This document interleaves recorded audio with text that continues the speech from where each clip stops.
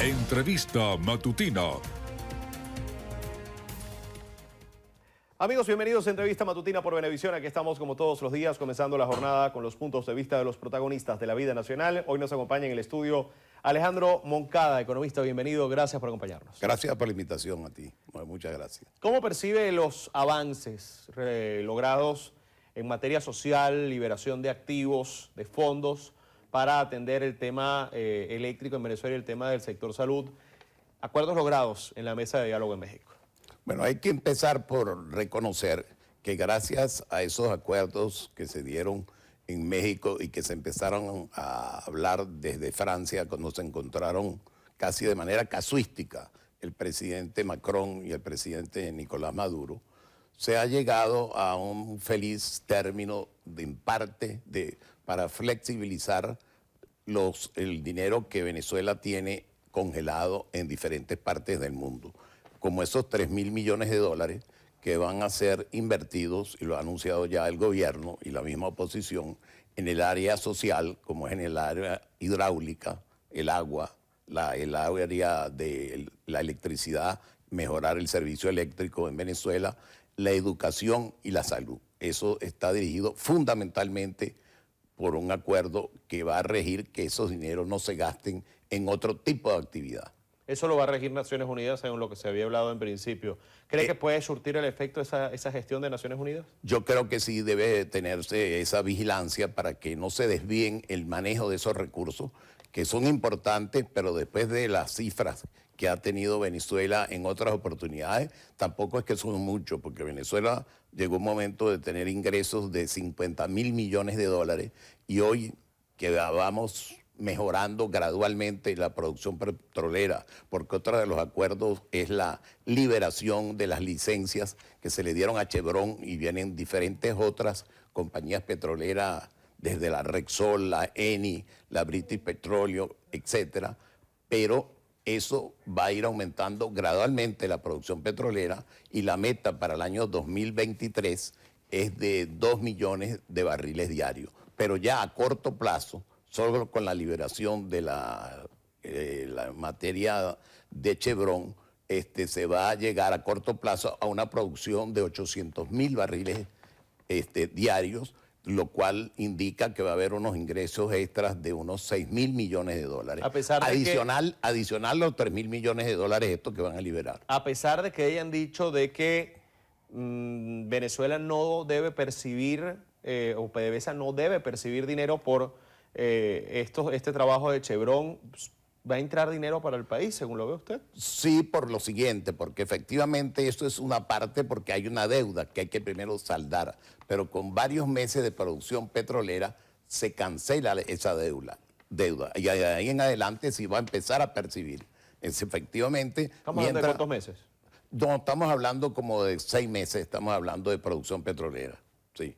Pensando ya más adelante en lo que hablaba de que era pocos los 3.000 dólares que se necesitan. 3.000 dólares no, los 3.000 millones de dólares. Los 3.000 millones de dólares que mencionaba son pocos para lo que lograba producir el país para atender todo esto. Pero pensando más adelante y pensando que se puedan liberar más recursos y que se puedan conseguir más permisos, ¿qué más tiene que pasar para llegar hasta ese punto? Es decir, después de que se vean de buena fe que se están invirtiendo el dinero en todo lo que se ha hablado hasta ahora, lo que se ha acordado hasta ahora, ¿o tiene que pasar algo más?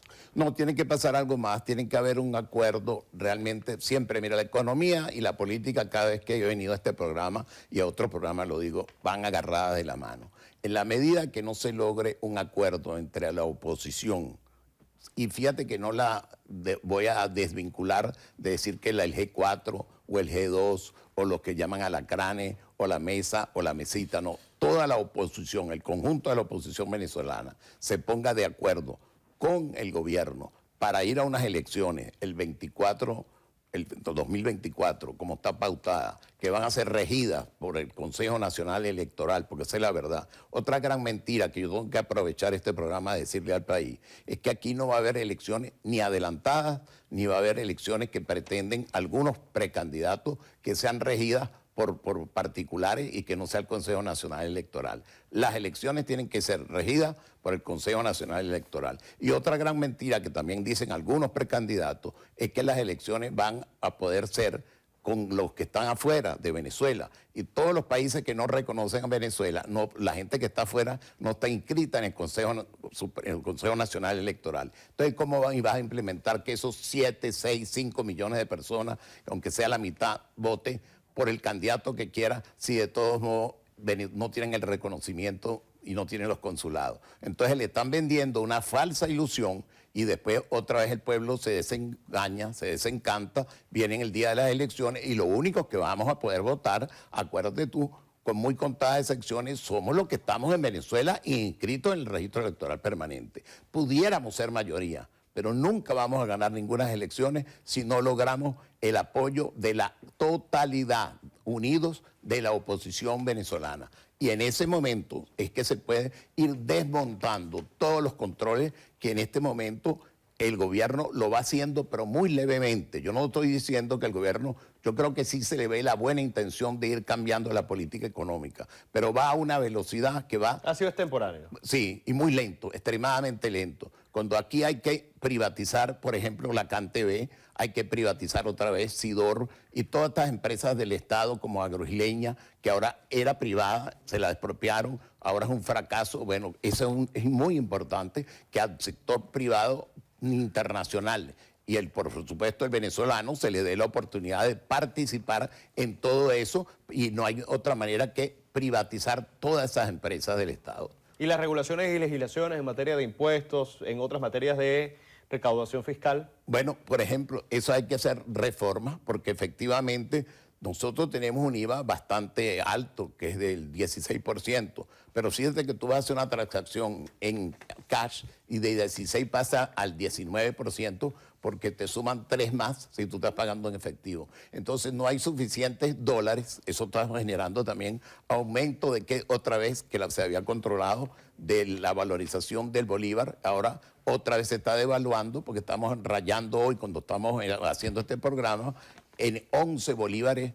por dólar, porque realmente eso es lo que está pasando. No hay suficientes dólares para inyectarle al mercado para mantener verdaderamente el bolívar a un precio de 7 que estaba empezando este año, que estamos ya terminando, estaba en 7, en 5 o en 6, y después 7, y ahora ya vamos por 11, y quién sabe si terminamos en un promedio, como lo dije, en el final del año, en unos 14 bolívares por dólar, y cuidado sin más, porque al menos que esta inyección de dinero, que es para otros recursos, también lo ayuden y el Banco Central le inyecte. Pero ¿cómo se logra eso también?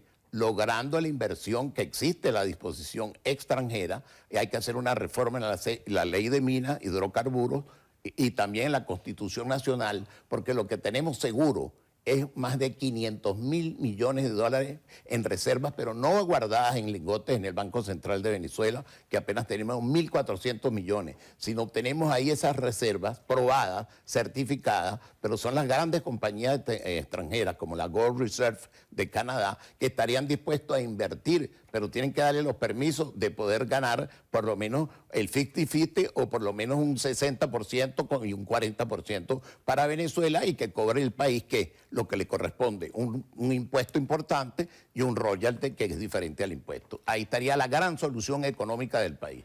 Hablaba de inflación. Ajá. Y se habla no solo de inflación en bolívares, sino de inflación en dólares. ¿Existe en este momento un auge de la inflación en divisas también en el país?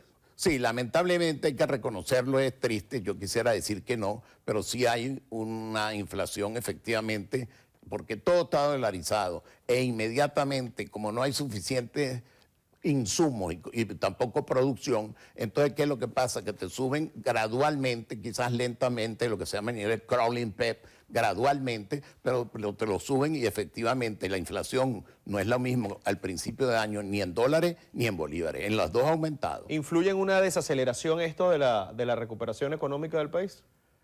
Sí influye, pero de todos modos yo tengo que ser optimista porque con todo esto que se está logrando y los acuerdos políticos que son fundamentales, yo creo que va a empezar al primer trimestre del año que viene a ir otra vez mejorándose la situación. Se había una tendencia de mejoramiento, pero ahorita en este instante que me hace la pregunta, efectivamente sí tenemos una tendencia otra vez a devaluación del bolívar más y de lo que pérdida de la capacidad y pérdida de la capacidad adquisitiva, cómo no, y del salario de los venezolanos. La reactivación de las relaciones internacionales, en particular con Colombia y ya en el futuro inmediato con Brasil.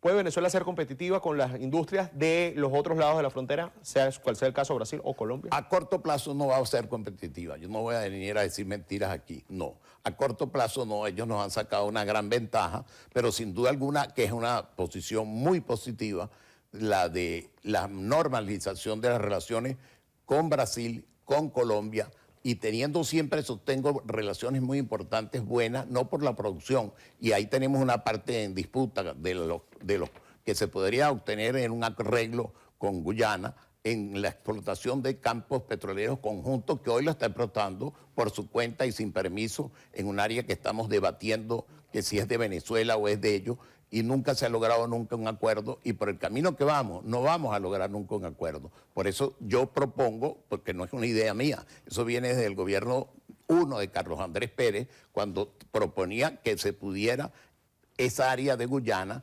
compartir la producción y realmente, aunque el territorio quedara como reconociendo que es territorio de ellos, pero sí compartiendo las ganancias que se saquen de ese territorio en disputa como es la Guyana inglesa. 30 segundos, ya Ajá. para terminar.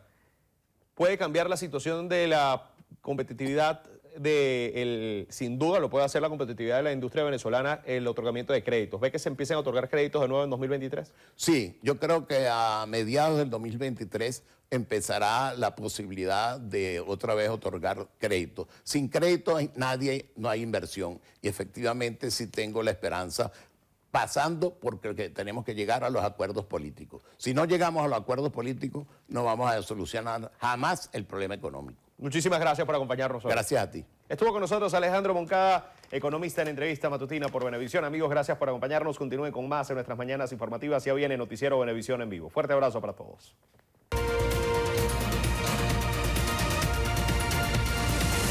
Entrevista matutina.